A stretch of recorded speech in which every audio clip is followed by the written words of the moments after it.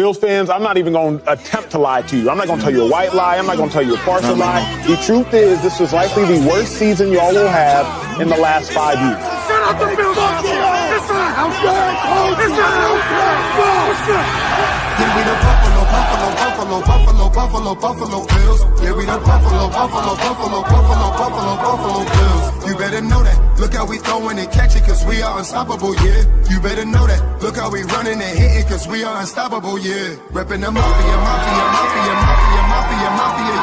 Reppin' the mafia, Bills, mafia, yeah. You better know that. Look how we throwing and catching, cause we are unstoppable, yeah. You better know that. Look how we running and hitting, cause we are unstoppable, yeah. Told me now listen, everyone play their position. Buffalo got a tradition. They say we trippin', they better get out our way. Top of the table, we flippin', we on a mission. Got an unstoppable team, continue to follow your dream by any means. Buffalo, get in the Super Bowl ring. Cause we the Buffalo Bills. Yeah, we the Buffalo Bills. You better know that. Look how we throwing and catching, cause we are unstoppable, yeah. You better know that. Look how we running and hitting, cause we are unstoppable, yeah. Reppin' the mafia, yeah. Reppin' the mafia, Bills, mafia, yeah. You better know that. Look how we throwing and catching, cause we are unstoppable, yeah. You better know that. Look how we running and hitting, cause we are unstoppable, yeah. Mafia up in your city, time to get gritty. Screaming and yelling, we bugging. Look at the red and blue. This is an MVP year for Josh Allen. As an MVP voter, I said this last week. Josh Allen, he looks like an MVP. When you vote for MVP, and I can speak for myself, I think I'm one of 50 voters, you look at a couple things. Who's the best team in football? Who's the best player on that team in football? What do they look like as the best player on that team in football? And how much talent is around that best player on that best team in football? Cause we the Buffalo Bills. Yeah, we the Buffalo.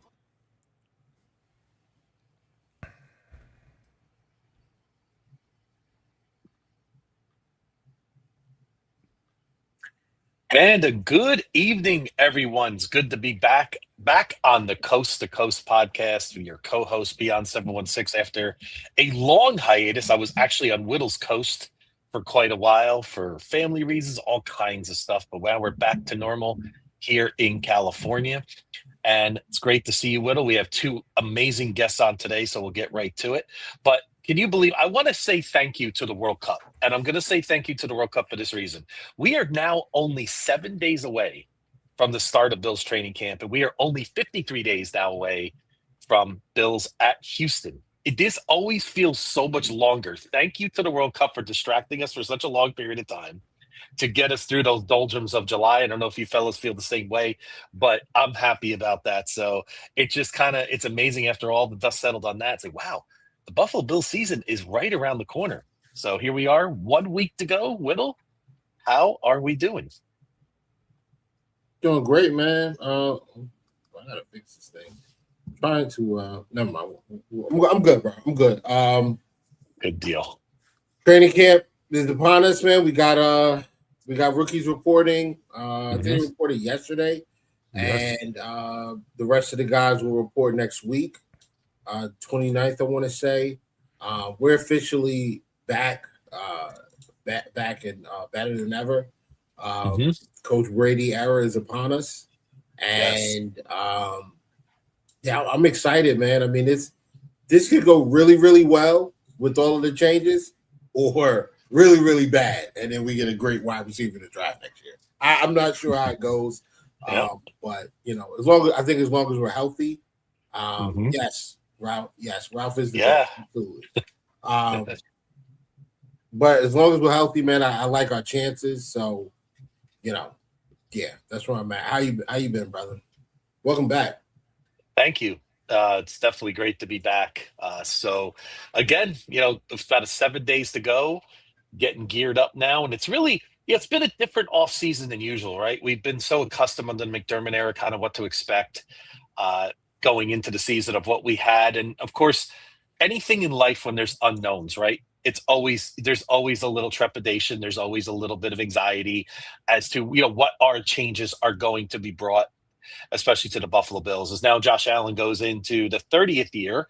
Happy birthday, Josh Allen now 30 years old. We know we're getting more into probably the second half of his amazing career, if you look at it like in 9-10 year blocks, so to speak. So it's just, I think it's exciting. No, I still think we have a lot in place. We do have a lot of questions on defense, and we have a lot coming up that we're going to see in camps. It's going to be a lot of very interesting battles that we haven't been accustomed to, Whittle, and maybe you all would agree, more than usual, especially in the last several years. So definitely excited to see how that plans out. For sure. My biggest concern is the defense, as usual. The last 5-6 years, the Bills have been a top 5 offense, so I'm not really sweating whether or not we're going to put up points or we're going to, have issues with putting up, scoring or the offense being able to carry their own weight. I am a little worried about certain teams. You know what I'm saying? Like, How are we going to look against the Texans? How are we going to look against the Patriots consistently? How are we going to look against Miami? The last one we played, we did not look that hot. So, just games like that. Big game against the Rams. We're going to see a healthy Detroit. Some of those games are, games that I think stand out this year. But ultimately, the defense, I think this team goes as far as the defense carries their own weight. If the defense can carry their own weight, especially in January and February or January, I think we got a great shot to get to February. But before we go any further, we have a couple of return guests. If you were tuned in last week, I had the Ralph Rant, our good friend. Now he is now part of his family. We're going to be speaking with the Ralph a few times this year, I'm sure. Looking forward to continuing to collab with him and a veteran to the show, to the pod, Kevin Masseri. Whenever you guys bother me about numbers or data, if I can't get to it, he can. So fighting too if you come after me, I guarantee it. So welcome, guys. Welcome back to the pod. What are your thoughts on where we are, man? Training camp, new stadium. Like, what's the feels like right now, guys? Well, first of all, great to be here, Whittle, and nice to be here week 2. We had a great and a long one last week. That was a blast. I don't know where 3 hours went. That was the fastest I've ever spent 3 hours for sure. Wow. But this is exciting, and I think we mentioned the World Cup a few minutes ago, and I think the other big impact of the World Cup is that NFL stadiums can get grass, and I think a lot of players are talking about that, and I couldn't be more pleased that the Bills will be on their own grass field for their home games. And I don't know. I haven't done a count of actually what the turf games would actually be now that the Bills have grass in the house. But I think that's one of the impacts, and just looking forward to training camp. And I'm especially interested in this defense.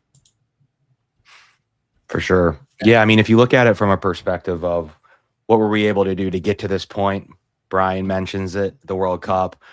Near and dear to my heart. I actually one of very few people who played both sports at a high level, football and soccer.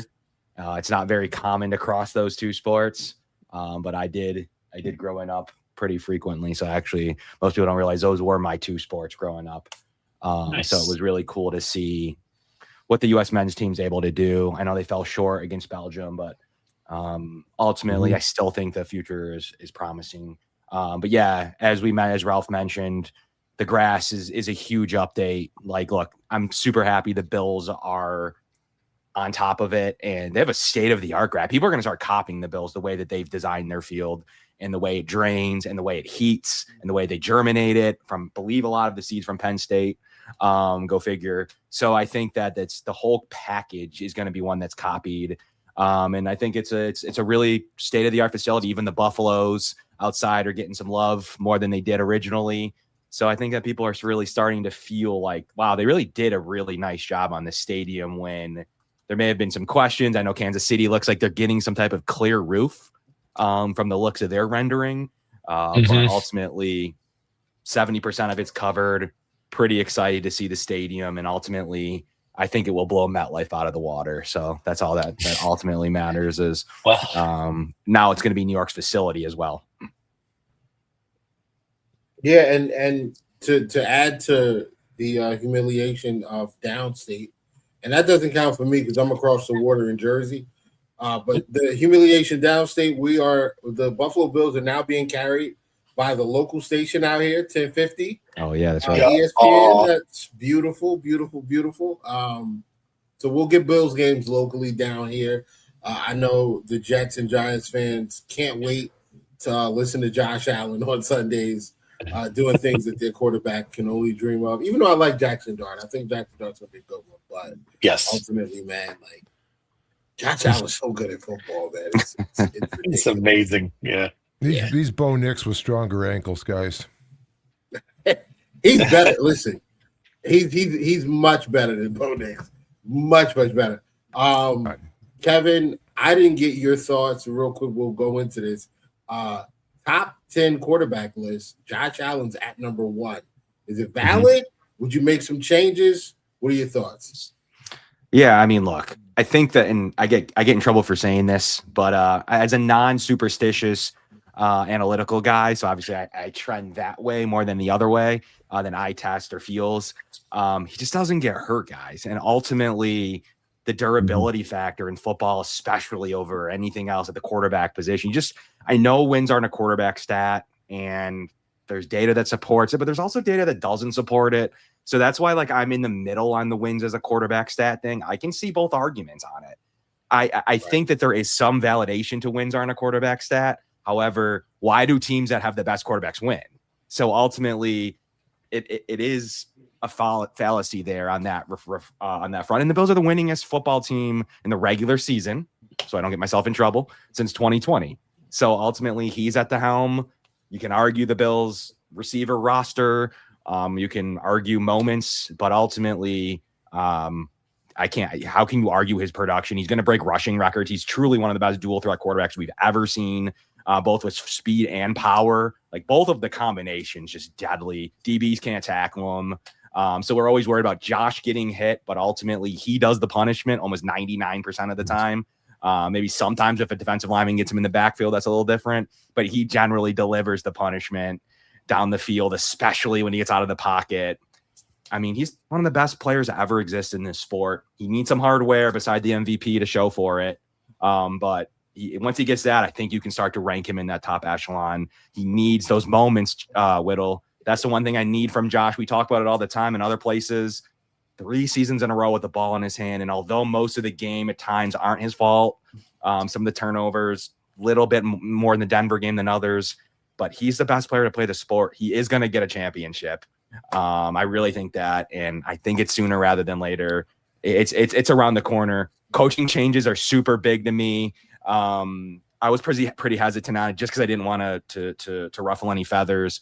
But ultimately, you see like the Boston Red Sox go and win 15 straight after firing their manager. It's a thing. Like, I don't know what to say. I was in locker rooms before. It's a thing. Like, it just matters. And they did hit the wall with McDermott. And for the last time, his defense also couldn't make a stop against Bo Nix in the fourth quarter. This isn't Patrick Mahomes, who's the best, probably at this point, the best to do it in moments. He really is. In moments, he is the best to do it. And it wasn't Mahomes this time. It was Bo Nix. So ultimately, I know there were some injuries. We talk about them all the time, but the combination and Josh, from what I was told, had a huge say in this coaching choice. So, I mean, I think he has all the pieces in play now. So this is what we have to go with. And yes, he is the best quarterback in the NFL today, especially post last season, when I don't really have another quarterback there at the current moment, even though there's a couple that make an argument. But I'm a big Joe Burrow fan personally, just with his processing ability, but he's got to start making the playoffs again. Yeah, that, and he's got to stay healthy. Yeah, Joe's missed, I think, 12 games over the last 3 years total, something like that, or 2 years, or whatever it's been. It's too many. He missed a bunch of games. Another quarterback that I think has a very, very, very good argument for number one, especially when you look at the postseason numbers, Matthew Stafford. His numbers, they get better after the the wild card is cool. Then his divisional numbers are out of this world. His championship round numbers are pretty good too. Like he's got I think coming off the MVP, what he's been able to do over the last couple of years. I just, if they would have made Matthew Stafford the number one quarterback, I wouldn't have felt any type of way about it. Don't you guys feel he's underrated in most places and lists? Yes, I do. Yeah. Yes, I do. I think that stems, though, back from Detroit also. There seems to be a stamp put on players that can last, and they're just the sound of Matthew Stafford. You hear that. But, yeah, I agree that he would have been a fine choice for the MVP. And the other thing, we forget, we spend all this time in the offseason doing these individual rankings, which are great. Football has become a year-round thing. Even in the dead of July, we have stuff going on that we're talking about. But it is the ultimate team sport, as Rex Ryan and many others have said. And to try to attach these individual stats to people, I mean, the eye test is clear. I agree with Kevin. I mean, this is the best football player ever, I believe.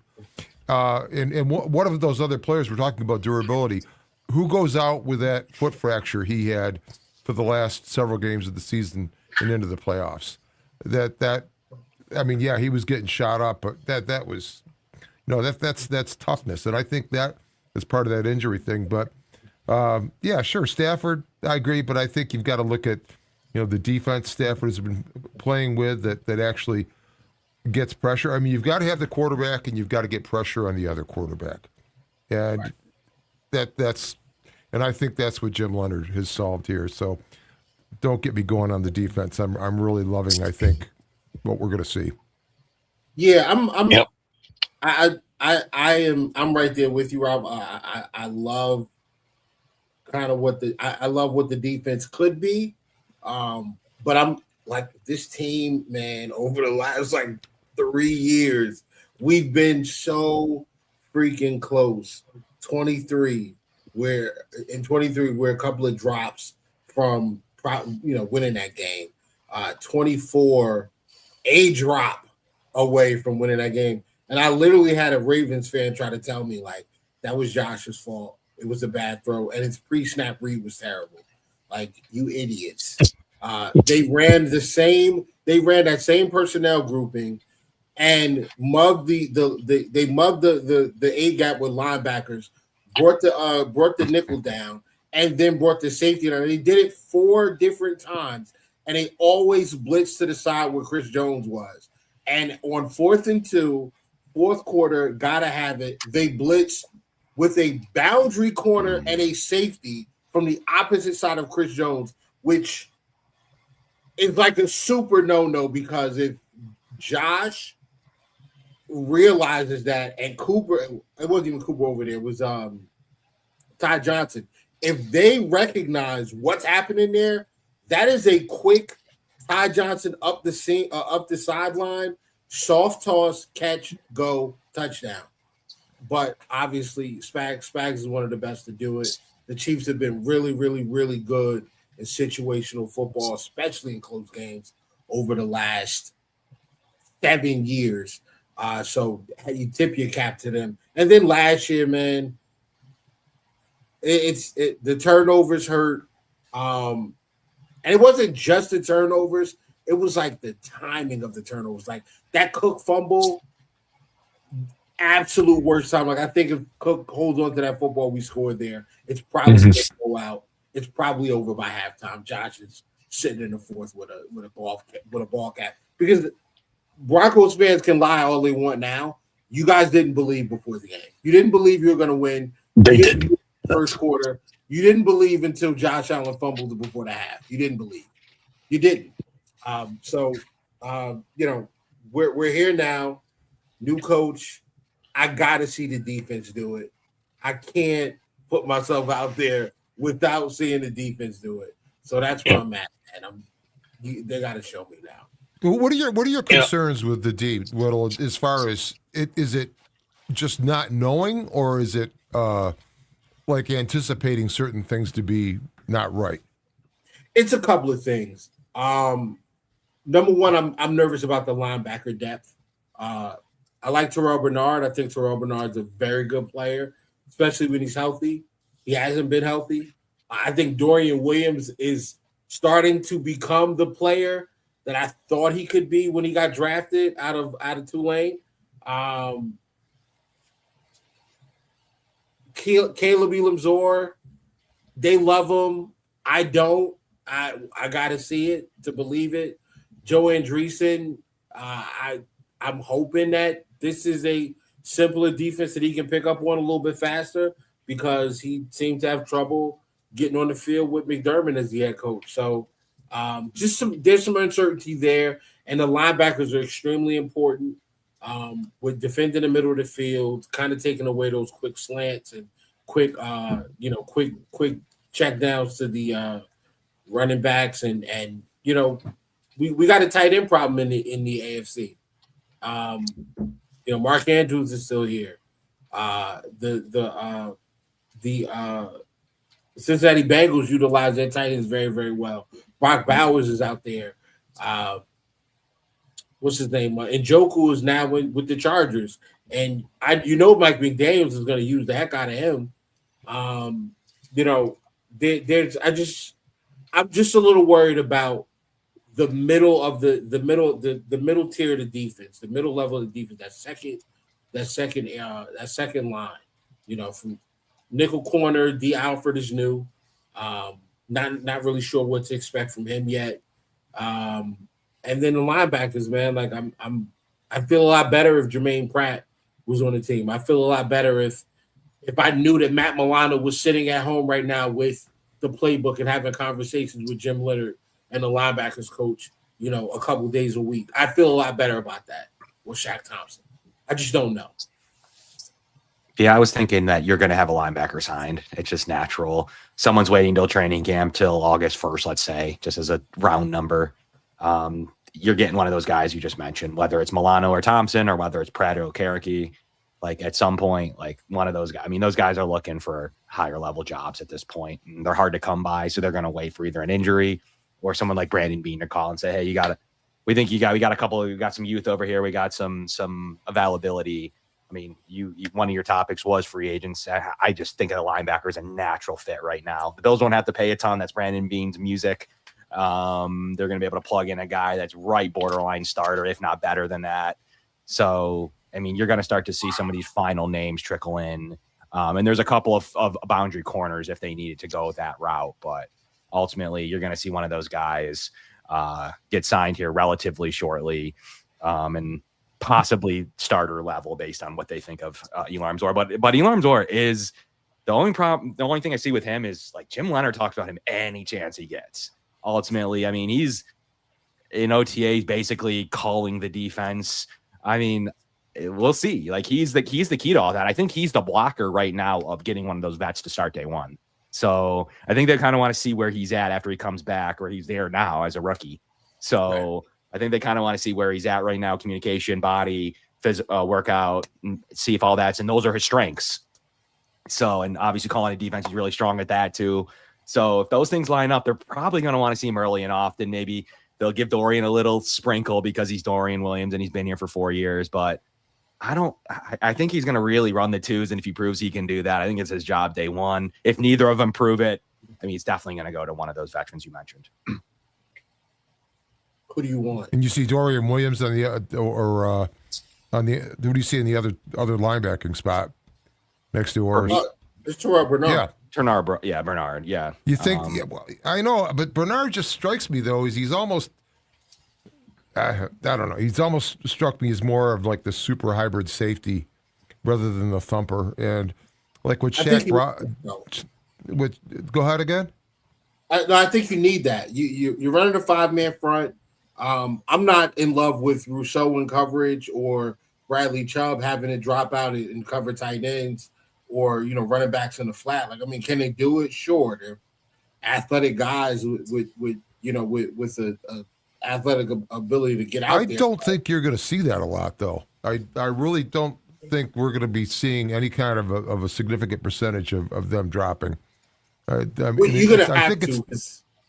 But Rob, you're gonna have to see that. You're gonna have to see somebody from one of those outside backer spots in coverage, and I think consistently, unless we're just bringing pressure and going man behind them. I think you're gonna have to, because you don't want to give these quarterbacks that we're going to be facing in the AFC. You don't want to give them an easy answer to the test. The check down is an easy answer, and most of these guys are more than willing to take it. Bo Nix, in particular, will take the check down. Burrow will take the check down. Mahomes will take the check down. I mean, maybe you can get Lamar with it, but the rest of these guys, man, like they're going to take the check down.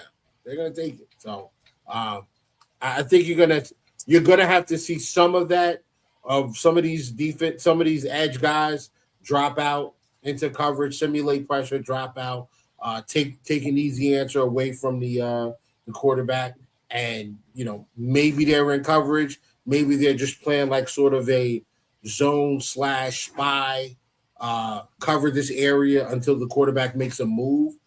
But I think you're gonna have to see some of that. But ultimately, where Terrell Bernard's strength, in my opinion, is his ability to read what's happening in front of him, diagnose it quickly, and his coverage ability. He was excellent in 23. 24, was it 20? Which year was it? Was it 23 or 20? No, it was 23. I think 24. He didn't have the best year. Well, he hurt the ankle at the end of 23, right? Yeah, he was really good in 23. Really good, if I'm not mistaken. I think that was the year he had like 140 something tackles, 6 sacks, 6 interceptions, or something like that. Like, he was all over the place. Yeah, don't forget he comes from a similar 5-man front. I mean, he used to have in Baylor. He used to be used to those big fronts and be able to run and be free. And Dorian Williams also 6'1", 225. So it's not like you're gaining anything high weight speed. So I think that's ultimately, for me, and Dorian is just not he just can't cover anybody. He's just too much of a liability for the minimal gain you may grab against the run, which is mitigated with the 5-man front. So ultimately, I'm just not Dorian Williams' biggest fan. I think he serves a purpose. Loved him in the QB spy role. I think he's a top 4 special teamer, plays core 4, plays most teams units. He's super good in most moments. He's just a super liability in coverage. He see ball, get ball. We'll see how that plays. Has a little more play in this defense, but if you're looking for like a Joe Andreessen, might come in with that thumper ability. But I mean, they just haven't proven that they want to go get one of those guys. They could have. There was a couple that they could have gone and done and fairly affordably and or limited draft resources. So they're ultimately going to lean toward like an Elarms or and a Bernard combo at this point, especially when you have a Chubb who's big and a Rousseau who's big next to them with 3 big guys in front of them. I think they'll feel pretty good against the thumping side, and they want the benefit that back to the tight end point. They're going to want the benefit to the best coverage guys that they can get. And to me right now, it's Bernard and Elarms or as their core abilities, but we'll see as training camp rolls around. And if not, I like the coverage ability of a Bobby Okereke. I'm not sure where he's going to go in the next week or two, but he is truly a starting linebacker for me that's available at the moment. And we know Milano can do when healthy, and he showed flashes last year, so would also be a good signing. Shaq Thompson also earned the fans. People loved him. He had a really good 1 year here. So the Bills have certainly a good choice. And I'm an Okereke fan because I really think he is in that next level of who's available right now if I was to pick. But more realistically, he's probably bringing back Shaq Thompson. But or Milano. So we'll see where that all. And Pratt is said to be someone the Bills were interested in at one point. So he might be more the mold you're looking for. If you're kind of looking for a little different of a linebacker, maybe they are. So we'll see. I think that'll be broken for us in about if they do something there, which I think they will in the next week or two. What kind of style what veteran style they're going to bring in. Well, exactly. And the veteran style based on what Leonard is doing with the defense now, because, and I've heard this on so many pods and doing predictions on the Bills, guys are looking at what the Bills did position-wise last season, and I just don't think it applies. I think, somebody like Javon Solomon could come in and be a different player, almost something we haven't seen out of him before. So I asked that question with how much the defense is changing, how these roles might change, and you're getting into it there exactly with the coverage abilities, because the math is changing up front. They've got 5 guys in the line of scrimmage rather than 4.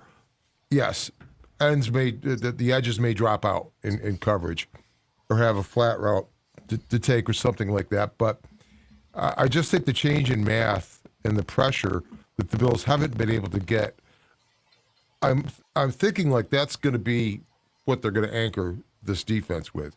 And I might be wrong, but it's the concentration that's been put up front and then really not so much in linebacker and the inside linebackers again. And again, those roles have changed some because of what Bernard or Milano may have done last season, or even Shaq Thompson, different in this defense. And I think this defense, though, is going to be faster and easier to learn. They've already heard that from players like Deion Walker and Bradley Chubb, both. And so it'll be interesting to see how the roles that we think these guys occupy actually translate to this version of the defense that we're about to see.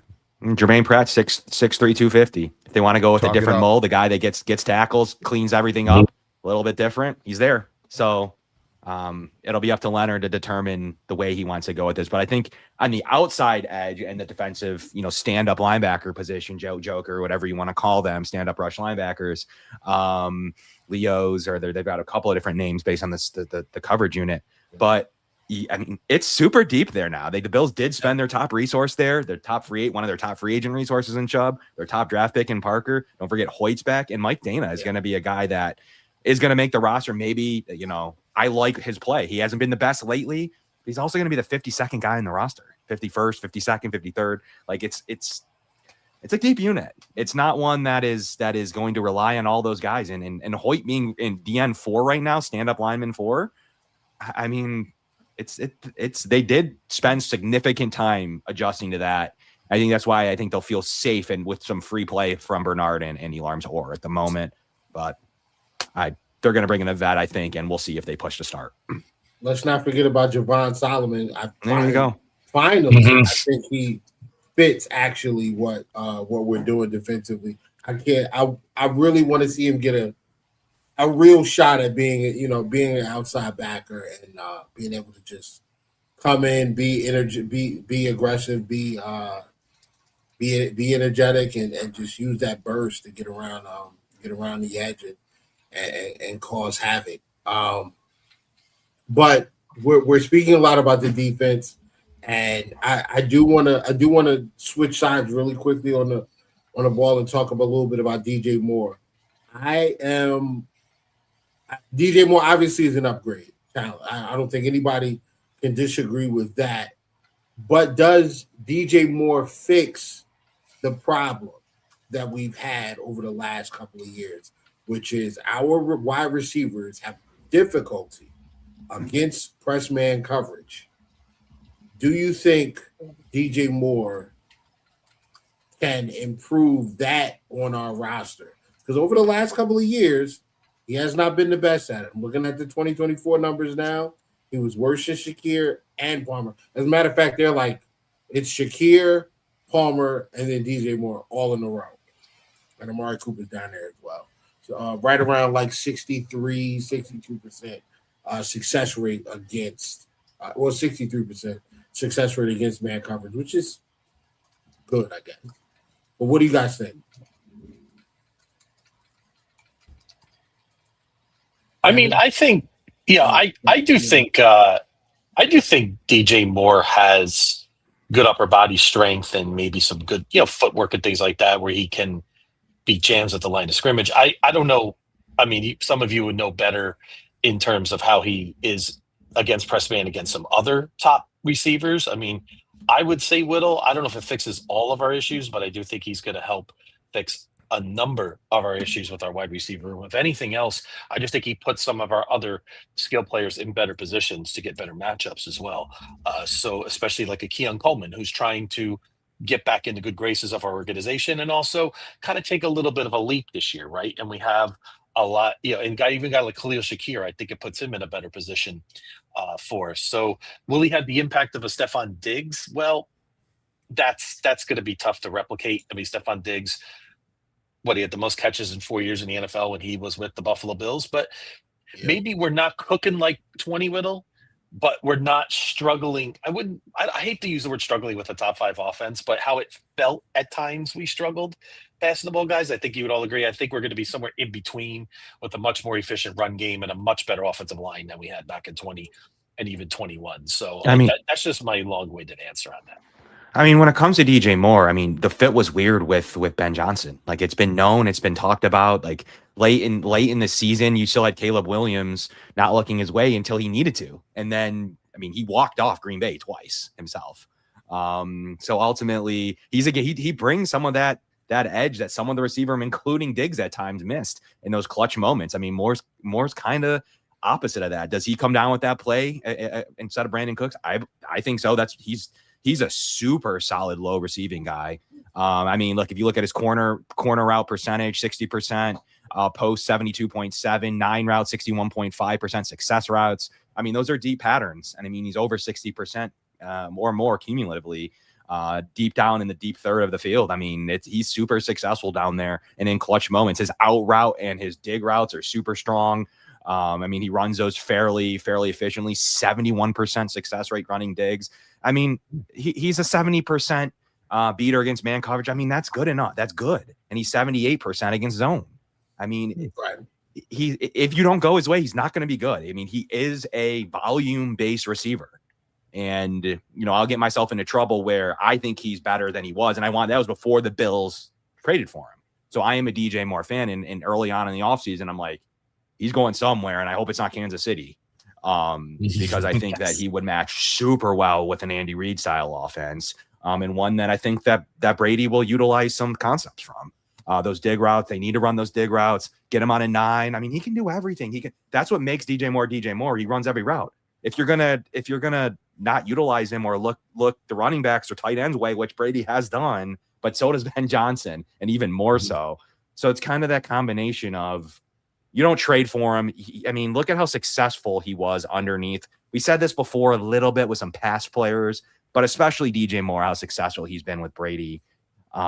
His route tree's plentiful. He runs them all. It hasn't been his best lately, and everyone's saying, well, he's done. I don't think it's that, only because of how good he was in the playoffs. Multiple touchdowns in the playoffs last year. He was very successful.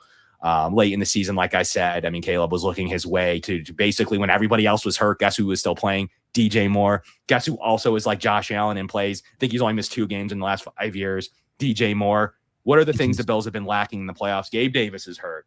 You know, even Shakir's been banged up at times. Dawson Knox has, been in and out. Dalton Kincaid has been on one knee. They've been playing Trent Sherfield at times, and he's back on the roster as the 6th receiver. I got that. But guys, he just brings an edge to this roster that I think beyond said it, he is going to open up the field more, and I think you'll be able to use Shakir in different ways than you were able to last year. So I'm excited to see it pass the ball more, and I think that we'll see right here early on, especially on the offensive side, but while the defense adjusts, how much did McDermott have a say in this offense? And I think Brady will make a point to show that, even if it wasn't true, which it was, but he's going to make a point to show you that, this is my offense now. I was told that I had to run a certain percentage. I had to run more than I passed. And it's my job to actually show you what I can do with a DJ Moore and a Khalil Shakir and a Skylar Bell, who also does some things really well on the same field at the same time. And the name we haven't mentioned is Pete Carmichael Jr., because as much as we think the Bills are going to be different on defense, obviously new scheme, Jim Leonard, but on the offensive side, I believe that Brady has brought in Pete Carmichael Jr. to really redo this offense somewhat. I'm not talking about reframing it, just some new siding maybe, but I believe that it's going to be a case of where, just like the point you made about, I think McDermott had his hands all over the offense last season. He was protecting his defense, which didn't work anymore after he lost Hyde and Porter because it was so complex. It required field generals like that and back. But now with this offense that you had, and with Pete Carmichael coming in and looking at some of the passing concepts, bringing in things from other teams that he's seen, he talked about that in his presser. And I think that is going to enable Josh Allen to do a lot more post-snap in the creativity created by how this offense is going to be structured. And to that point, DJ Moore, and you list the numbers that you listed earlier about Kevin, about their press coverage. Well, Josh has never really been an anticipatory thrower as much as he's been see it and get the ball there. And that's great when you had a receiver that could step into a lane and get the ball. I think DJ Moore is that. He hasn't played with a quarterback like this, but moreover, I think DJ Moore has this ability, I call it late hands if you've watched film on him. He does not prepare his hands for catching the football until the very last second in the play. So in a man coverage type of situation where you've got a guy that can get the ball to him, if he's coming in very late with those hands and not alerting the defensive back that the ball is coming, that keeps that defensive back's back turned to Josh Allen. And I just think there's a whole dynamic that's going to take place with, and I think it's going to be a far more prolific passing team than last season. I mean, remember the Bills were the number 2 only to the Ravens in rushing frequency in the run-to-pass ratio. They outrushed the rest of the league. They out-attempted the rest of the league, and they had the rushing title with James Cook. It's clear that they're not doing that again, and it's clear that I think they want to involve more people in this. And so back to the DJ Moore point, yeah, I think he's going to excel in this, and I think he's going to create gravity, which is going to open space for other guys to function. Because my biggest thing of this whole preseason is, wow, what could these guys be under a different circumstance of coaching here? And now we're going to get a chance to see that. I mean, and it's everyone from DJ Moore to Javon Solomon and everyone in between.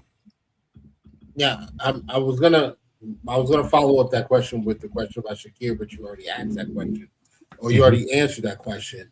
And I agree totally. I think Shakir is going to be freed up to do more now because you have guys that can step into that slot role like a Skylar Bell. As far as someone who can put themselves in position to catch the football in traffic, ladies and gentlemen, Agent Zero, Keon Coleman. I think that that is the area of this offense where I think that he can be of value very, very early and consistently. I don't think he's a boundary line up all the time, go downfield like Gabe Davis. I think he's more of a late in his career. Marvin, who's the guy that played for Jacksonville? Receiver that Marvin Jones? Yes. I think he's more of that where he's not really a guy that can separate, but I think he can be a reliable target. Strong hands, big physical frame. You can put him into areas where Josh can just kind of rip the football to him. And if he can get it and get a couple of steps, he's dangerous after the catch. Plus, he's an excellent run blocker. Yep. Excellent run blocker. I still think they do want. I know they still want to run the football. You don't spend you don't spend the time drafting a guy like Jackson Hawes and then not decide to continue to run the football. We're going to still run the football. We're still going to play with multiple tight ends, I believe. Yes. How do you guys feel about the Bills double downing Whittle? How do you feel about him double downing on? I mean, I didn't know if I believed him or not, but it's August 1st almost, and Keon Coleman looks to be their receiver 3, receiver 4. Like they truly think there's something there. And I mean, they truly believe he's a 700-yard, 7-touchdown receiver. I agree. I agree. I pulled the numbers for the 2024 receiving class, and Brian Thomas Jr. leads everybody in yards. He's got a shade under 2,000.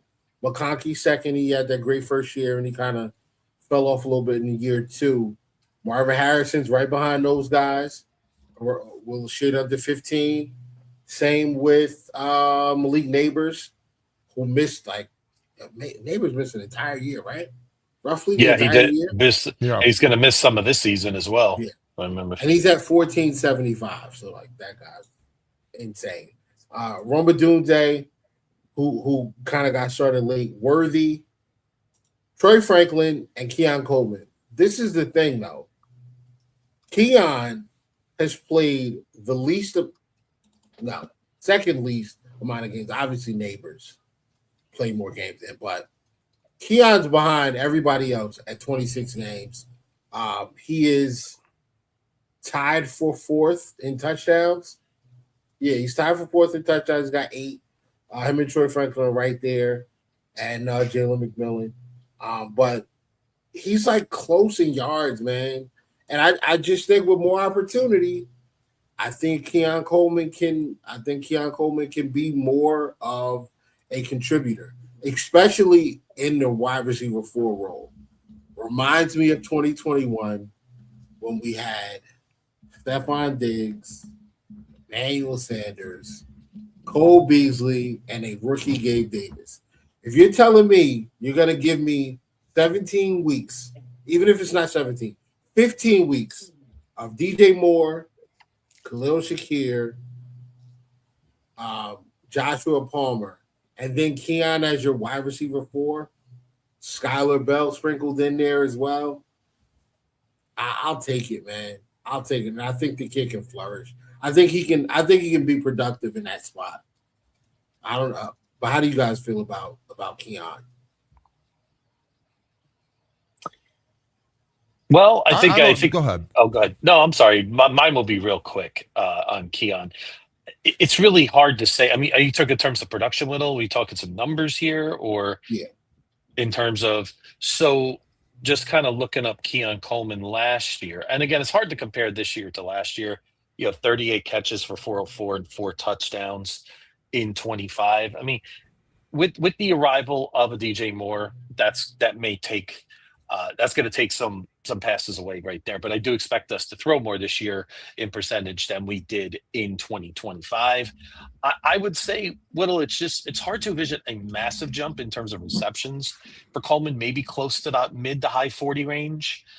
In that case, maybe add another 100 yards or so. But I think touchdowns, he could have a little bit more of an impact, which I'm really hoping for. Maybe he can get to that 7 or 8 touchdown range, which I think for Coleman to be consistent on and off the field and do that, I think would be a nice progression. I mean, you got to remember, he's still very young. I mean, Keon Coleman came in last year 20 years old. I mean, he still has a long runway in this league in terms of, his development, things like that. So that's where I would put him, just off the top of my head right at this moment.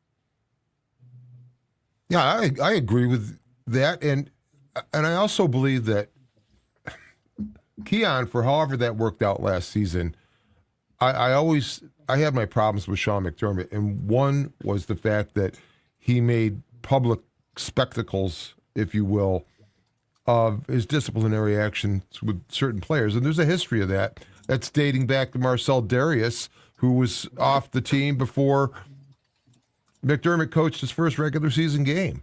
And then he had the thing with Shady McCoy, where he was suspended for a half. That had to be out in the open. I guess there was mitigating circumstances with that. And then, I think a good head coach keeps Diggs here. I think you have to control that if that's sort of this diva mentality. And fine, if that's a receiver like that's going to have that. But you don't make a public thing about, being concerned that he's not at the OTAs and just, creating something newsworthy. And then I think it was the same thing with Keon last season with this disciplinary stuff that had to be made public rather than just sitting across from the guy and looking him in the eye and telling him what he needs to do.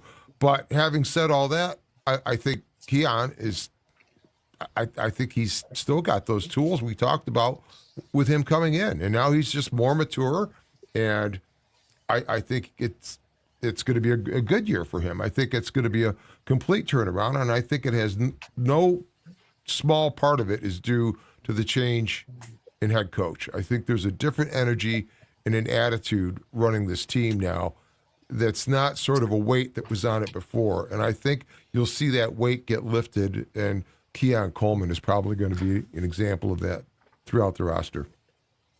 Yeah, it was weird to make a spectacle of that, and then he made a spectacle of the trade deadline. He made a spectacle of the rosters of Jamarcus Ingram. He made a spectacle of just a couple of topics that just were super strange. You could tell he was pressing. He was feeling it based on the production of his defense, and then it didn't perform in the time it mattered the most. But Keon Coleman is definitely a guy that just didn't vibe with the head coach. It's very clear.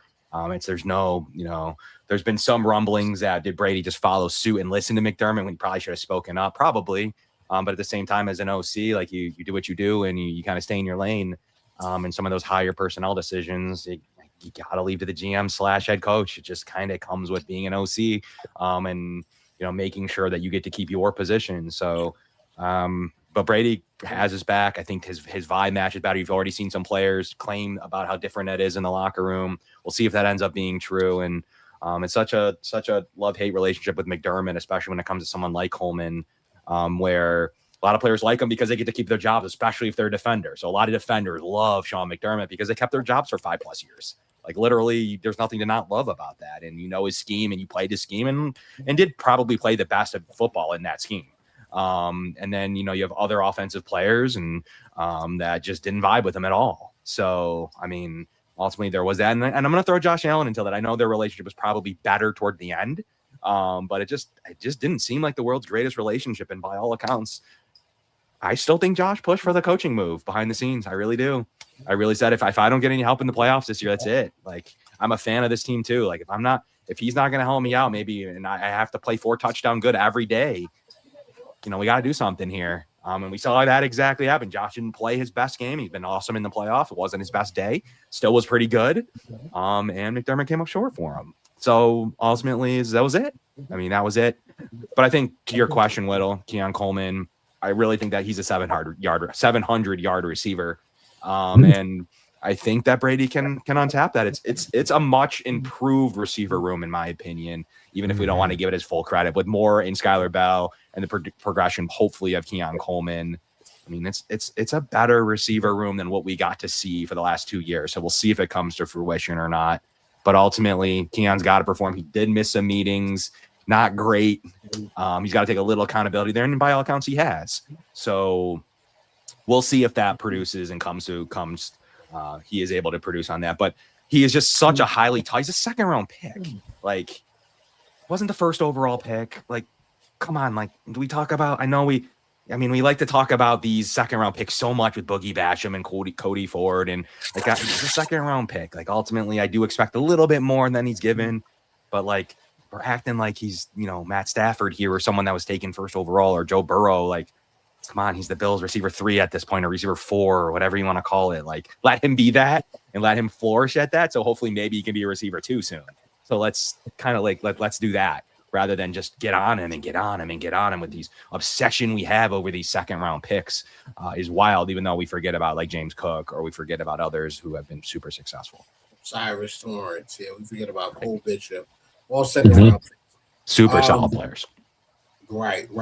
I think there are a couple things working against Keon Coleman. Number one, he got drafted a couple weeks after Stephon Diggs was traded. So that correlates to, the average fan as Diggs is out the door. Keon Coleman drafted as the first receiver for this team after Diggs walks out the door. He's wide receiver 1. He wasn't wide receiver 1. Keon Coleman was brought in here to replace Gabe Davis. They were not expecting to move on from Stephon Diggs, and it just worked out that way. But I think he gets unfairly I think the expectations are placed on him of being a number 1 wide receiver, and that wasn't him. It wasn't him in college at Michigan State. He was definitely lower in the pecking order than Jayden Reed. And when he went to transferred to Florida State, what was the guy's name? Johnny Taylor or Johnny? What was his name? The other Johnny White. Who?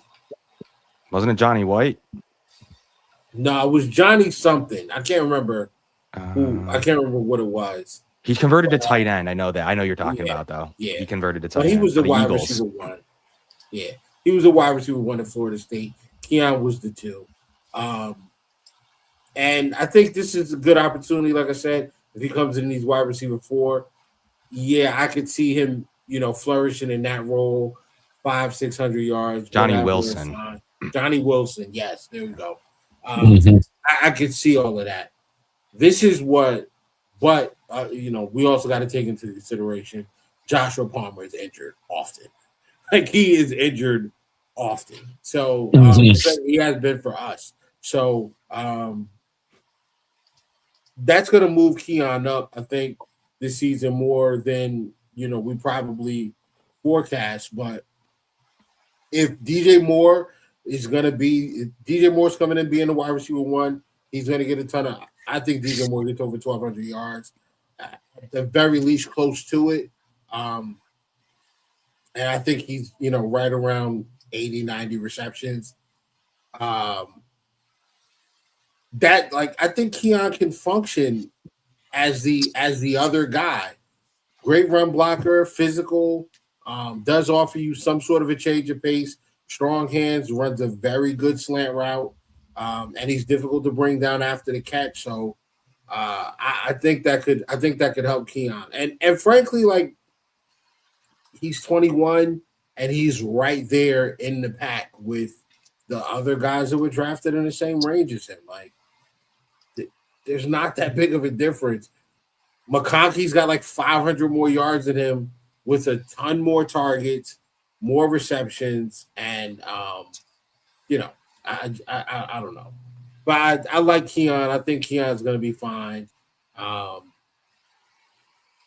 that's where I'm at, man. That's where I'm at with Keon. But let's move on to the defense. Let's move back to the defensive side of football. We talked a bit about the linebackers, and one second. We talked a little bit about the linebackers, and okay, Kevin. All right, man. Thank you for coming in, bro. Yeah, thanks for having me, guys. We'll definitely have a lengthy talk about some free agents when spaces fire up, and also we'll jump back in soon to talk corner. There's definitely some cool points on Max Harrison and IGB that I think are very valid as we talk about Leonard's team. So I was just about to go. looking forward to that conversation too, because I think that makes the Bills, and then you throw in D. Alford. I think that makes the Bills a lot more versatile. And not talking about my pride. I mean, I have a high hope for Toriano Pride Jr. as a potential player who going to be on the team day one in special teams, and I think he really might be that late round sleeper that the Bills seem to hit on under the Bean era. So I'm excited to see how this room plays out. Awesome. Right, Thank you, Kev. Talk to you soon. All right, Take care. All right. I was just about to transition to corner. All right. We're here now. So let's get this out of your way, Rob. Cornerback. Maxwell Harrison versus Davison Igbinosun. Real quick, guys. And listen, you can believe me if you want, or you don't have to. I work with a kid, not a kid, but he's a young man that went to high school and played with Davison Igbinosun. If you don't know, IGB, Davison Igbinosun is from Hillside, New Jersey. I am in New Jersey, and one of my coworkers went to school with him. And I asked him, about the video. I was like, tell your boy, man, Bills fans a little worried about that little video he put out there on Instagram with the cars and the jewels. And he's like, bro, that's NIL money. Like, he is not even spending his Buffalo check. Like, he's not spending anything except for money he had saved up from college. Like, and he didn't buy the car. That was a rental. He rented the car, but the jewels and all that stuff, like, that's NIL money. So Bills Mafia, relax, okay? The kid is smart. He comes from a well-off two-parent household, and don't worry, he's locked in. He's going to be locked in, And I didn't speak to him, but like I said, I work with a guy that went to school with him. So, but yeah, that, like, having Igbinosun just two things, in my opinion. It gives you some. It gives you some insurance for Christian Benford, and it also gives you the opportunity to match up against teams that want to put two physical receivers on the field, whether it's two wide receivers or a wide receiver tight end combo. So if we're going to go up against the Raiders, and there's been rumors out there that the Raiders are targeting Justin Jefferson as far as the trade is concerned. If that's the case, you got to put Benford on somebody. Mm-hmm. And I would prefer Benford on Justin Jefferson, but then you got to have somebody that can cover that you feel comfortable running with Brock Bowers. And I'm not sitting here saying that IGB is going to come in and shut Bowers down, but I feel a lot more. I'd be a lot more comfortable watching IGB cover Brock Bowers than I would Maxwell Harrison or D. Alford. Those are smaller guys. IGB 6'1", 6'2", 200 pounds, 195, 180, 190, whatever. Much more physical, much more of a frame matchup for a tight end or a receiving tight end or a corner. So what do you guys think about this? This number one, the addition of Igbinosun, and where do you see him plugging in, Ralph? Ralph, we lost your audio, brother.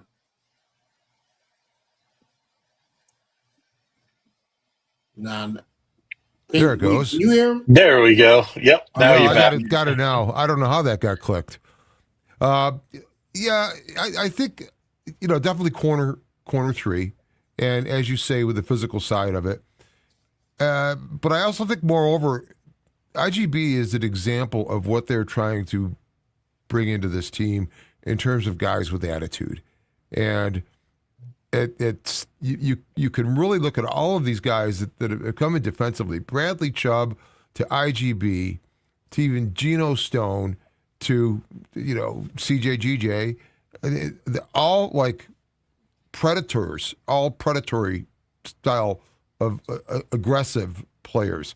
That's why I think this defense will be so different. But schematically, yeah, you're going to probably have your 1 and 2 corners out there, but like you say with Max Hairston, unless we see a different version of Max also with how the team's being coached now. But IGB brings that dog attitude, and I think that's present on so many of the guys that have come into this defense. Caleb Alarm-Zor, another example of that kind of player.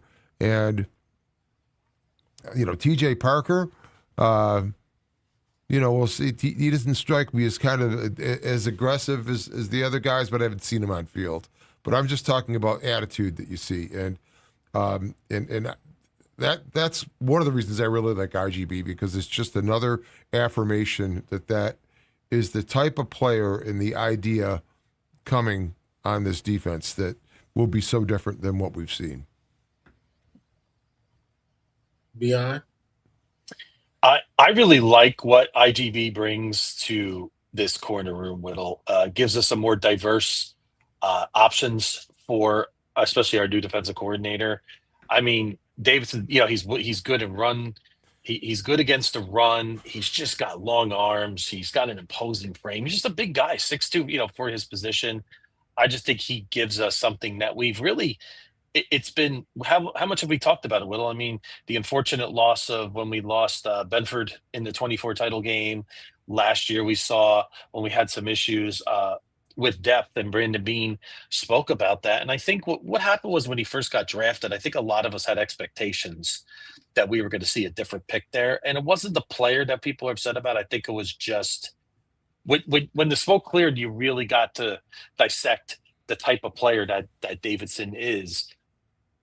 It made a lot more sense. I mean, Whittle, I'll give you a perfect example. One of your favorite Buffalo Bills retired this week, and that was Levi Wallace. Yes, I would be remiss if I didn't bring up Levi Wallace's name during this pod, but you see how we've had depth problems in big situations before that may be one of the bigger reasons, if looking at a list of reasons why the Buffalo Bills have not beaten Kansas City. I mean, sometimes just a couple plays, guys, and you know just as well as I do.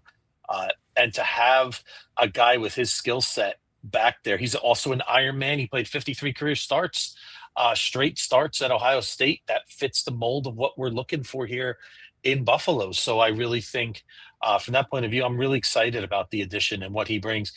And Ralph, you talked about the dog mentality, and that's something Whittle and I've spoke about a lot here. What we wanted to see more on this defense, and couple that with CJ Gardner-Johnson. I just like the combinations that we're bringing in on the back end of this defense, and I'm real excited to see what we can do under our new defensive coordinator. So I have a couple of issues, not issues, but concerns with IGB. One, he did draw a lot of penalties, not this past season, but in years prior, he was heavily penalized. In the year prior to last year, he was heavily penalized on that Ohio State defense. And a lot of it has to do with not getting his head around and playing the football. He's playing the man. This is the NFL. Quarterbacks are going to see that. They're going to take advantage of it.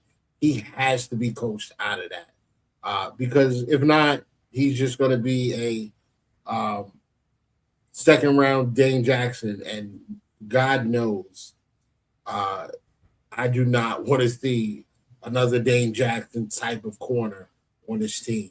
Shout out to Levi Wallace, man. Like, he was an undrafted guy in the NFL. And, he just kind of held us down for a few years at corner. It's just unfortunate that in probably the biggest game of his career, Tre'Davious White happened to be in street clothes instead of on the field covering Tyreek Hill. Game is probably different. The outcome of the game might be different if we have Tre'Davious White there, except versus Levi Wallace and Dane Jackson being our starting boundary corners. I don't know if I'll ever forgive Levi Wallace for being misaligned on Travis Kelce right before they kicked that field goal. The only receiver on his side of the field was Travis Kelce. You're misaligned. I don't know what you're guarding, but you give an uncontested streak right down the seam for Travis Kelce to catch, get down, and then them call timeout and kick a field goal, send it to overtime, and we never touch the ball again. Just unbelievable way to lose a football game. Him and McDermott will never, ever, ever be forgiven for that by me and probably all of the Bills Mafia. But IGB's got a chance. I don't know that necessarily he takes Maxwell Harrison's job. Maxwell Harrison, I'm looking at the list of corners drafted last year. You have where'd it go? Boom. There we go. See, now you guys are in trouble because I learned how to go on the Pro Football resource and Excel. And Excel is like my wheelhouse because I was an accountant for a while. So, but yeah, you got these guys that were drafted last year, first round picks, Johnny Barron, Maxwell Harrison. Then there's what's my guy? Trey Amos went. Trey Amos went to Washington, second right? round. Yeah, he went to Washington. Y'all know, if you've been watching this pod, you know there were nights that I got down on my knees and I said, God, I don't ask you for much. But when the Buffalo Bills step up to the podium, please put Trey Amos on that card. It just didn't work out. But yeah, I do like what Max Harrison brings. Out of the rookies last year, Denzel Burke leads all rookies with 3 interceptions. Jacob Parrish and Maxwell Harrison both have 2. And Max only played 11 games. Parrish played all 17. Burke played all 17. Johnny Barron played all 17 games. Trey Amos only played 10. But Max got 2 picks. And I don't even think the defense last year was good. Like, we missed Ed Oliver for all of the season except for like 3 games. Deion Walker was still kind of raw. We still lacked yes, Bosa was a presence on the edge, but I mean, Didn't have Michael Hoyt. Yeah. it wasn't as good as it should have been. But yeah, I don't know. I don't think that Max needs to be worried about his spot. Things can change in training camp, but I think it's Max's job to lose, and I expect Max to be the guy, and I expect IGB to be used as a matchup piece. You know. Yeah, I agree. I agree with that definitely. And I mean, corner is tough to start with, and it's probably a great situation for IGB to come in with, because I think Max is going to actually be better this year. Also, I think there's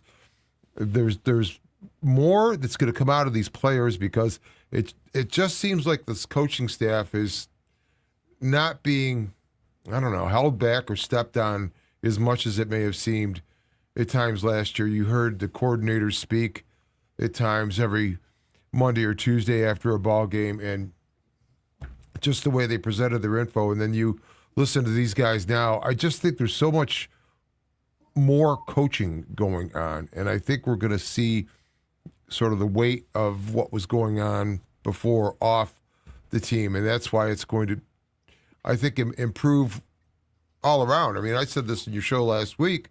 I don't think it was so much the Bills needing one more oomph from Sean McDermott to push him over the wall. I think McDermott was standing on their shoulders at times, and that weight's gone now. And I think that's what Joe Brady is bringing to this. Not so much his offense at all. I think this is Pete Carmichael's offense. Brady's going to drive the car. They'll have a lot of the concepts left over, retained from what Brady did. And there's probably things that Brady couldn't do because of the weight of McDermott being on the offense and having his hands on, calling out what's going to be run to pass ratios or whatever. But I really think that we're going to see a big change also on the offensive side of the ball. It's going to look a lot different. And so I think just all around, it's a higher energy situation. Yes, we will count that interception, by the way. Just that little comment there. Any interception against the Dolphin, we're counting it, Woke. We're always going to count it.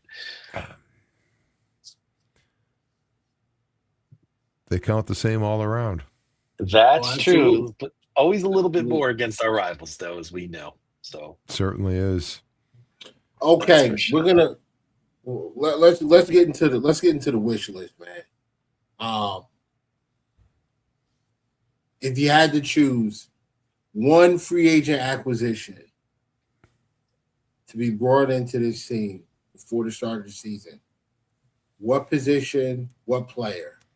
Brian, let's hear it. I really like what you said. I'm gonna maybe steal something you said earlier because it still triggers with me as Matt Milano, and I still wonder what he's doing. We haven't heard, too much about what he's up to right now and how he would fit. I believe any great defensive coordinator makes players fit into their system. You know what I mean? It's not just, it's my scheme and that's it, and you won't be a fit. I believe Matt Milano could very well fit into a nice option and gives, again, just that, even if he's not the same Matt Milano as he was the last few years, I just love to see him on this roster if we are eventually going to get to where I think we can, and B, just offers us a really nice insurance policy, because we don't know what Michael Hoyt's going to be yet. Like Ralph mentioned earlier, he's going to come back. We hear a lot about Caleb Earlham's-Orr, and I'm very excited about what he could bring, but we still don't know. We have a lot of unknowns with some of our linebacking room. How's Gregory Rousseau going to adjust, going to the outside, right? What's Mike Dana going to bring us? We have a lot of we have a lot of questions there. I think we could have a lot of answers to, which I do feel a little bit better about our linebacking room than we probably have in the last few years. But I just think bringing back Matt Milano would be a good option. Ralph? There's a good case to be made for Milano because you're almost making the same case for Bradley Chubb when you brought in Chubb after he returned from injury last season, like Milano did, and he had a decent season, did Chubb, coming off that injury, but it always takes a year, and now he's coming into this situation with this defense, and you wonder if it's like the same thing with Matt, who was back last year, had a lot of flashes, and that could be a possibility. I was going to ask you guys what you would think if they signed Bobby Wagner. I don't want Bobby Wagner. I don't want Matt. I'm sorry. I'm going to say it, man. I don't think I want Matt Milano back. He lost his step. I hate to say this. I have a Matt Milano jersey sitting in my closet right now. I know you do. Yeah, he lost his step last year. Mm-hmm. It is what it is. And if we were bringing him back to be a guy off the bench, sure. Like if he's coming back and he's not the next guy in line to start or the starter, yes. If Matt Milano's linebacker 4, I'm cool with it. If he's linebacker 2 or 3, I don't think so, man. I can't watch this guy. I can't watch this guy fade away, bro. I can't do it. We watch Trey White do it, and you watch Jerry Hughes fade away. I can't, bro. I can't watch Matt Milano fade away like that. Let him just ride off in the sunset where he is now, or bring him back as linebacker number 4. I'm cool with that because you get him in spurts, and hopefully the spurts you get him are good.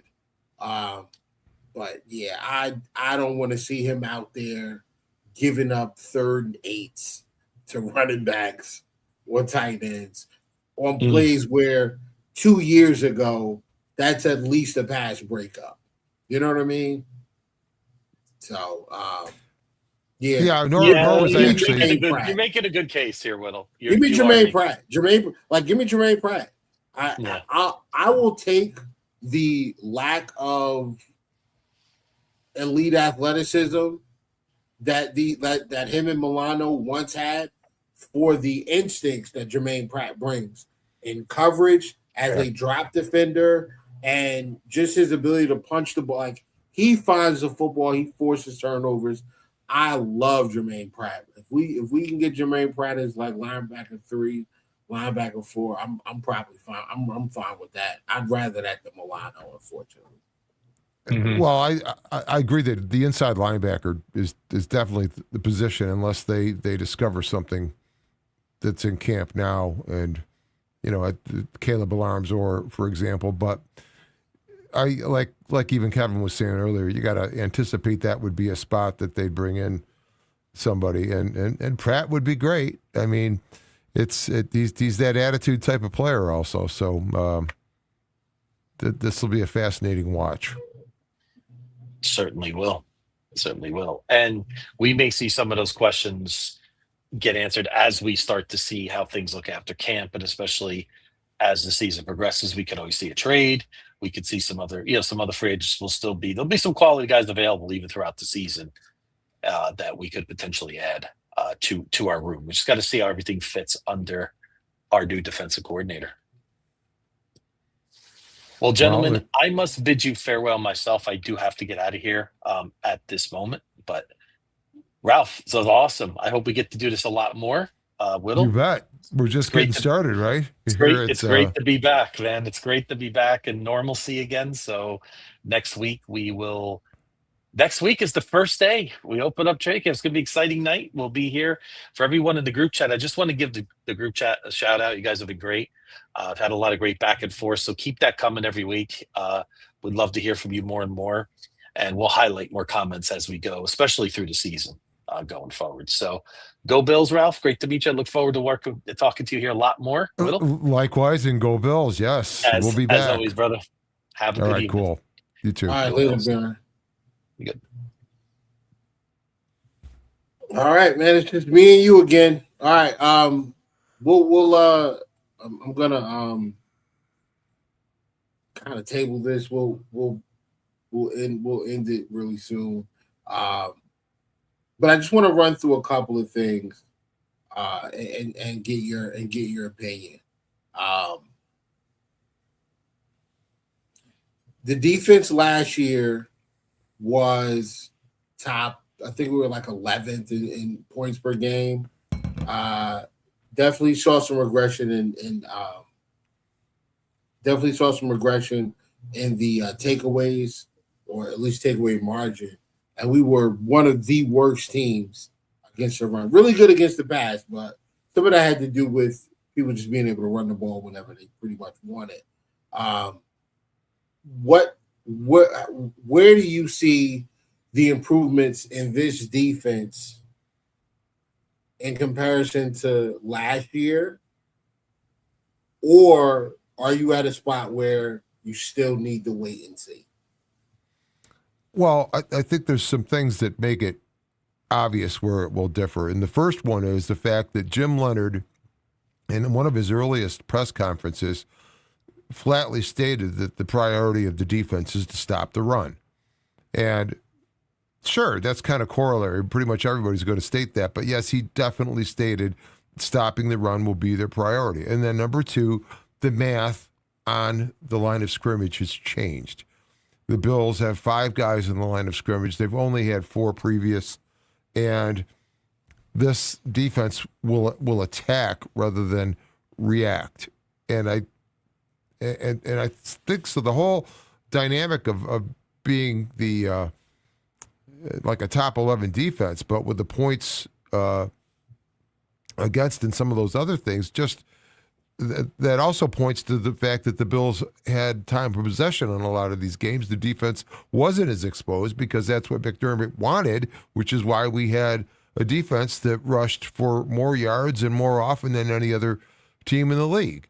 So I think both of those point to that. But I think with the changing math on this defense on the line of scrimmage and the disruption that's going to happen, because you'll notice this defense will not really have, per se, a nose tackle. I mean, Travis Clayton, I think, might be involved in that defensive line. But even at that, I think guys are going to switch their positions around. You won't have like a true nose tackle that's always going to be on the center or a shade one side or the other.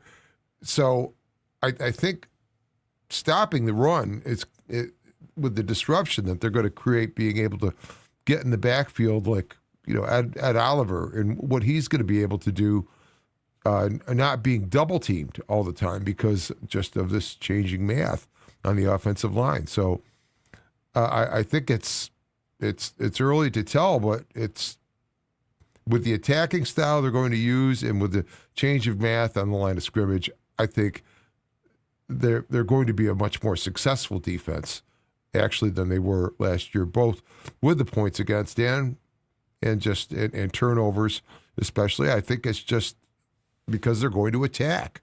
And if you just go ahead and say that, that's at least the start of it. And that will be a change rather than sort of the McDermott style, which was great when you had Hyde and Poyer, but those days passed. And we saw what that defense became. I feel like somebody that's not really mentioned at all by anybody this like right now.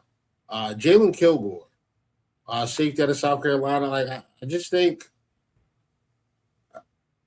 I think we are going. I think he's going to play more. I think he's going to be more impactful than the hype around him would suggest. I just want to address something really, really quickly. There's a comment that says, "Is Diggs still available?" Not for the Buffalo Bills. I'm sorry. I mean, there's some allegations attached to Stephon Diggs. I just really don't want this team to be in. Like I don't want the team to be a part of. Like, just keep that guy away, man.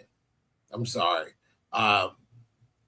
You know, obviously with Diggs, if Diggs were to be an option, I think there's some conversations that have to happen between him and 17. There's also some conversations that have to happen between him and Brandon Beane. And I just can't see it, though. I can't see it. I think they're good with their receiver room right now. It is the thing. I agree. But go ahead. I said a lot of people will say no to that because it's just based on what it's been. But hearing them talk and hearing Pete Carmichael talk about it and Joe Brady, and some of the things they're saying, they're accurate, but they're not just blowing up the team. I believe there's definitely something going on in the receiver room now, and I think the attitude that's brought with DJ Moore to start with, he's got that connection with Allen based on the number of seasons, the age. They were signing autographs together when they were rookies, or even before. I think even during the draft process or whatever it was. So they've had kind of a connection there, but this is going to be something very, very different, I think, with Moore. And then what it does for these other guys is all you need to do is change one thing, and so many other things can fall into place on a team. And I think that's possible with this offense. And that's why I think it'll be a more prolific passing offense. I think it has to be just based on how often the ball was run last season and the kind of pressure you're putting on James Cook. Yeah, that's the other thing. I'm hoping Cook's numbers, his touches go down, especially his rushing. Right, like the amount of carries has to go down. I don't know that the amount of carries period for the team I think has to go down, but I don't know that I would run the ball all that. I don't know that I would run that much less. Or I don't know that I would run less or drastically less than what we did last year. Like, I think we ran the football close to 400 times last year. I would still probably run around 350 times this year. Just not with him. Just not like Cook can't have 300 plus carries. I'd like to see Cook around 250, and then the remaining 100 attempts spread out between Ty Johnson. Obviously, I'd like to get the quarterback involved again in some design runs, because I think if you're right and this offense becomes more explosive, than pushing the ball a little bit further downfield, there's going to be some space in between the secondary and the linebackers. That if we can get to the second level with the tight end or pulling linemen, I mean there's some big play potential for Josh Allen running the football. So I'd like to see Josh get a few more carries in the design run that are not pushes or quarterback sneaks. I'd like to see that. I'd like to see him get out in space, and I want to see Davis get more carries. And I'd like to see Ty Johnson run a little bit more out of 11 personnel. Those are the things that I'd like to see. If we're going to have space out there because we're pushing the ball down the field, let's take advantage of it and hand that football off to some of these athletes and let them go to work. And with that being said, I think we did the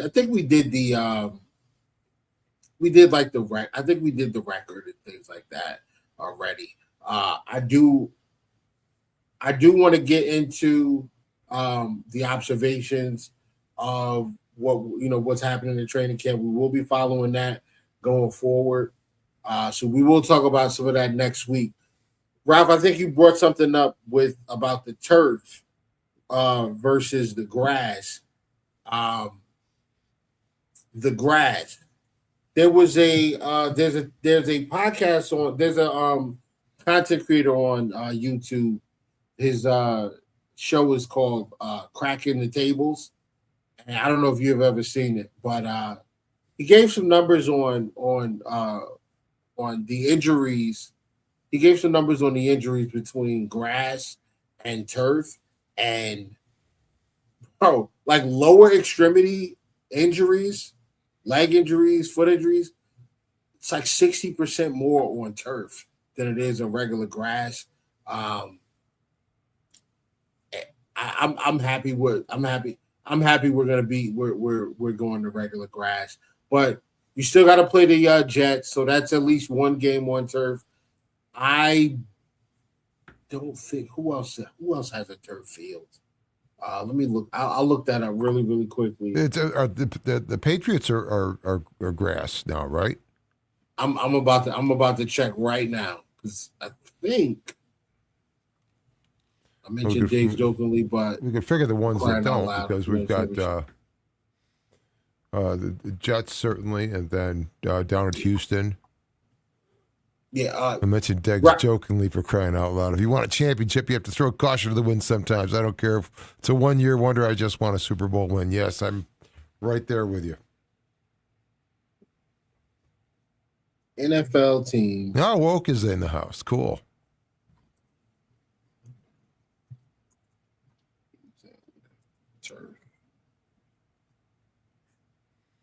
Let's see. 15 of the stadiums are still using turf. Jeez. Giants and the Jets, obviously. Titans. They're building, though. They're probably going to change. Okay, so the Falcons have turf. The Panthers have turf. The Bengals have turf. SoFi is turf? This can't be right. I think SoFi is turf, yeah. Wow. Okay, NRG Stadium is turf. That's Texans. Minnesota is turf. New Orleans turf, and Seattle is turf. So we play. That's just 3 games, from what I believe. We play the Chargers, the Rams, the Texans, the Vikings. Well, we play the Rams in SoFi. So Rams, Vikings, Texans, Jets, and that's it. 4 games. That's 4 then. Okay. Oh wait. Gillette Stadium put grass in for FIFA. Yeah, I know, but I think these guys are going back to. I think these stadiums are going back to turf. I think they are. I just Googled it. I mean, I could be wrong. Like I reserve the right to be incorrect based on what the internet's telling me. So, Fume drummer in the house. Yeah, you gotta. Your people came with you. I see the chat's a little bit more lively. Well, I sent the show over to that channel. I didn't know you could do that. We tried that tonight for the first time, so that's apparently working somehow. The guys are here, but Gillette Stadium put in grass for FIFA, but I probably coming out. I guess it's maintaining it year round, or it's hard to grow it from the start. But the Bills are approached this with having to do just that with this field, and that's what they're doing. But yeah, all right. Well, I appreciate you coming through again, Ralph. Man, we're gonna shut it down now, and next week, like I said, we'll continue to follow up with our Bills talk and talking about the what's going on in training camp. Hopefully we'll have a week of rookie camp we'll have in place by that time, and then veterans will be just getting there. So it's going to get exciting here. I will also update the pod on the social media war between the Ravens and the Buffalo Bills. That's going on right now. It's very, very, very fierce fighting. It's actually slowed down a little bit over the last couple of days, but it's been pretty toxic after that list came out, the top 10 quarterbacks. And now with the top NFL, like with the NFL 100, you got Lamar Jackson coming in at like 67 or 69 or something like that. I think it's 67. And, you know, the Ravens fans are not happy about that. But who cares? Because Ravens fans suck. But Ralph, again, man, thank you as always, bro. And I can't wait to do this again. Gotta have you on during the season. Maybe we'll talk again during the preseason or something like that. We'll work something out if you want. I'd love to have you back. You know that. Yeah, absolutely. I'll be on the road for a little bit for one stretch there, but I'll get in by phone even if that's what it takes. Okay, phone all right. cam. But maybe yeah, we can. definitely. Are you going to Green Bay? Are you going to? No. Nope. I got another destination out west. That's a family thing. My daughter's an actress, and we're going to see her perform in a bunch of musicals. Oh, very nice, very nice. All right, man. Well, you know, we'll figure something out. I'm probably going to do a couple of games this year. I'm looking at Vegas and definitely Green Bay.